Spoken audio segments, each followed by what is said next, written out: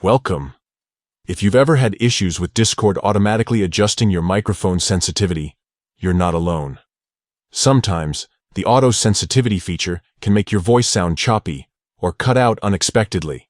Today, I'll show you exactly how to disable auto sensitivity in Discord's voice settings, so you have full control over your audio. This guide is updated for the latest version, so you can follow along with confidence. Let's get started. First, open up the Discord app on your device. If you're on mobile, simply tap the Discord icon to launch the app. Once you're in, look to the bottom right corner of your screen for your profile picture. Go ahead and tap on it to open your user settings. Now that you're in the settings menu, scroll down until you see the section labeled Voice. Tap on Voice to access all the voice and audio settings available to you. Inside the voice settings, you'll see a variety of options to customize how you sound in Discord.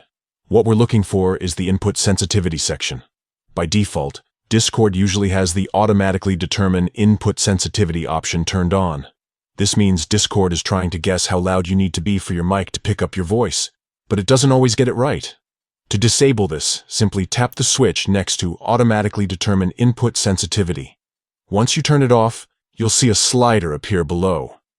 This slider lets you manually adjust the sensitivity level to your liking.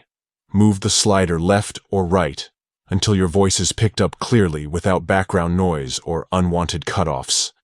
And that's it. You've now disabled auto sensitivity in Discord's voice settings. With this feature turned off, you have complete control over how your mic behaves, making your conversations smoother and more reliable. If you found this guide helpful, don't forget to like and subscribe for more easy tech tips. Thanks for watching, and see you in the next video.